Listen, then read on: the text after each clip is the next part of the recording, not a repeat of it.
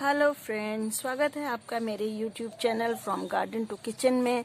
और आज मैं आपकी मुलाकात करा रही हूँ अपनी छत पर लगे हुए टमाटर के पौधों से। फ्रेंड्स, मैं कई बार आपसे कहती हूँ कि अपने छत पर लगी हुई जगह को वेस्ट मत कीजिए, वहाँ कुछ ना कुछ साग भाजी पैदा करने की कोशिश ज़रूर कीजिए। अपने उगाए हुए साग भाजी खाने का आनंद और स्वाद ही कुछ और है। मैंने आपको पहले ही बताया, मैं हाई डेंसिटी किचन गार्डनिंग करती हूँ। कम जगह है लेकिन उसमें ज़्यादा से ज़्यादा पेड़ पौधे लगाने की कोशिश करती हूँ। यहाँ ब्रोकली लगी है, एक टमाटर का पौधा आगे आपको दिखाई दे रहा है। वहाँ मूली लगाई थी जिसकी मोगरी अब आ गई है और हम सफ़ेद फूल आपको दिख रहे होंगे, वो हम खा रहे हैं। यहाँ मेथी साथ में, और हर क्यारी में कुछ पौधे पालक के भी लगा रखे हैं। ये देखिए, हरा प्याज, स्प्रिंग अनियन, बीच में बथुआ उग रहा है। और यहाँ सरसों के फूल, ये हमें नहीं चाहिए लेकिन हमारी मधुमक्खियों को चाहिए, क्योंकि वो आएंगी तभी तो टमाटर में पॉलिनेशन होगा। टमाटर में पॉलिनेशन अपने आप नहीं होता है, उसके लिए करना पड़ता है, या फिर आपकी छत पर मधुमक्खी या तितलियाँ आती हों तो सबसे अच्छा है कि मधुमक्खियाँ छत पर आती रहें। और फ्रेंड्स, टमाटर का पौधा बहुत आसानी से घर पर लग जाता है। इसके बारे में आज आपको पूरी डिटेल में बताऊंगी कि किस तरह बीज बोया जाए, कैसे पौध ट्रांसफ़र की जाए और क्या और सावधानी रखी जाए कि आपको इतने सारे बड़े बड़े टमाटर अपनी छत की बगिया में ही मिल जाएं। वज़न इतना है इन फलों का, और भी फूल और फल ऊपर और आ रहे हैं, और भी अधिक फूल और फल आते जा रहे हैं। इसलिए सपोर्ट देने के लिए मैंने इसको बांध रखा है। आगे बढ़ेंगे उसके पहले आपसे मेरी रिक्वेस्ट कि अगर अभी तक आपने सब्सक्राइब नहीं किया है तो मेरे YouTube channel from garden to kitchen को सब्सक्राइब कर लीजिए और शेयर भी कीजिए अपने उन मित्रों के साथ में जिनको गार्डनिंग करने का शौक है। ये पौधा मैंने घर पर ही तैयार किया था। बीज इसके बोने होते हैं, और जब सर्दी कम थी तब इनके बीज बो दिए गए थे। अब तो सर्दी है काफ़ी, जनवरी आज हो गई है 8 जनवरी, तो मैंने इसके बीज बो दिए थे नवंबर में। और बीज बोने के पहले ये ध्यान रखना होगा कि हम बीजों का ही उपचार कर लें। ट्राइकोडर्मा पाउडर एक आता है फंजीसाइड, उसके साथ उसमें बीजों को लपेट के थोड़ी देर रखा और फिर उन बीजों को हमने बोया। और उसके बाद थोड़े दिनों में पौध निकलनी शुरू हो गई। जब पौध निकलने लग गई तो इंतज़ार किया।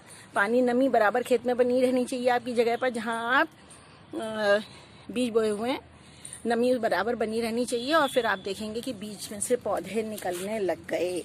और जब पौधे निकलने लग गए तो उनको निकालकर मैंने लगाया। कुछ पौधे बांट दिए और अपने सब, ये जो मेरे ग्रीन कलर के ग्रो बैग्स आप देख रहे हैं, इन हर ग्रो बैग्स में मैंने दो तीन पौधे लगाए हैं। बाकी जो और ब्रोकली वगैरह लगी है वो तो लगी ही है। ठीक, जब वो पौधे ट्रांसफ़र तब करने चाहिए जब कम से कम उनमें 5-6 पत्तियां आ जाएं। अगर बहुत मरियल सा कोई पौधा है तो उसे ना ही लगाया जाए तो अच्छा है। और पूरे उस रूट बॉल को सेफ रखते हुए फिर उनको लगाना चाहिए। और फ्रेंड्स, ये ध्यान रखना चाहिए कि जब आप पौधे लगाने जा रही हैं तो जड़ें डिस्टर्ब ना हो, और साथ ही इतना लंबा होना चाहिए, कम से कम 6 इंच का पौधा अगर हो गया हो तो बहुत अच्छा है। इतना बड़ा पौधा हो, पूरे हाथ जितना, और उसकी नीचे की 2-3 पत्तियां आप काट दें। और जो नीचे की डंडी खाली हो गई है वो जड़ के ऊपर की भी जो डंडी है 1-2 इंच, वो भी मिट्टी में गाड़ दी जाए। ऐसा क्यों?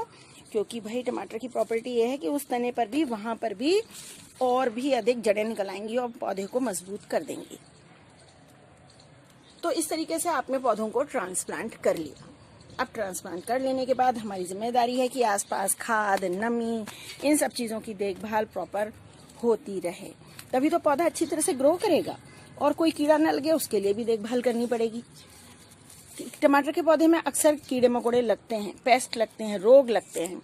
अगर आपको कोई पत्ती ऐसी दिखाई देती है जो सूख रही है या इसका रंग रूप बिगड़ रहा है, तो बेहतर है कि आप उसे तोड़ लें और पॉलीथीन की थैली में बांधकर इसको डिस्पोज कर दें। जैसे अगर कोई बीमारी है भी तो वो आगे ना फैले।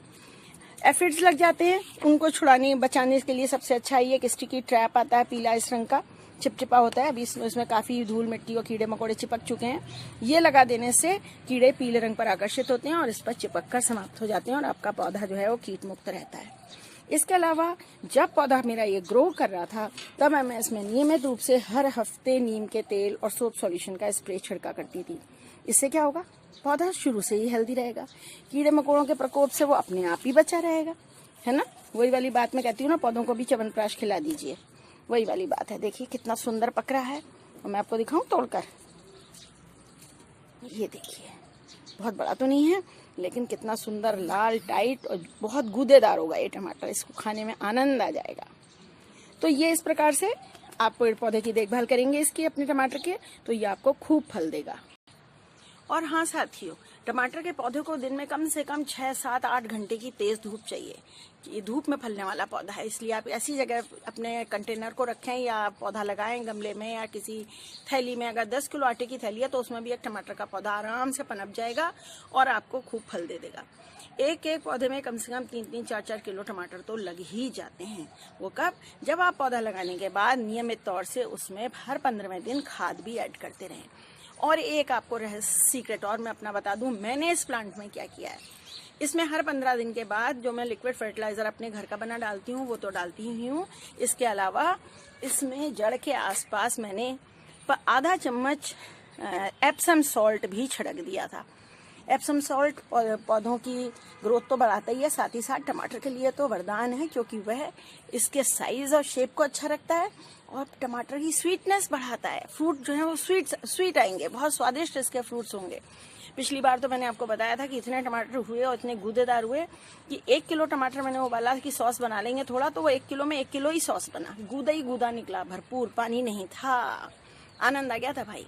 तो ये मैंने आपको बताया, एप्सम सॉल्ट का इस्तेमाल आप जरूर करें। हर 15 दिन में फर्टिलाइजर डालते रहें।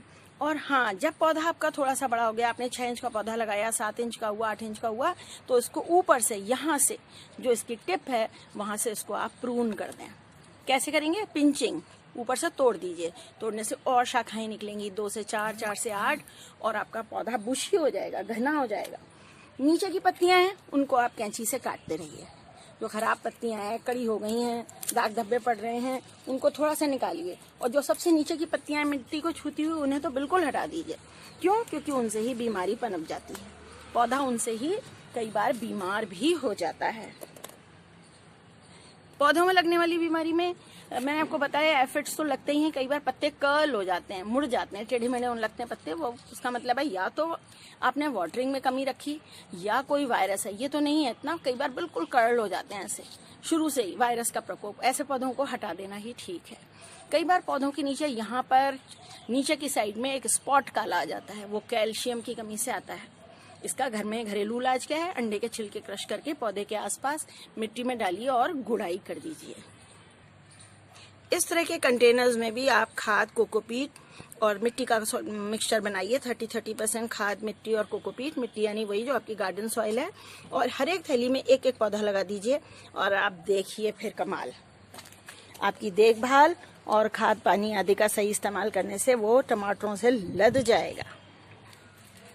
और फ्रेंड्स ये देखिए, ये दूसरे कंटेनर में लगा हुआ मेरा टमाटर का पौधा ऊपर से नीचे तक टमाटरों से लदा हुआ है।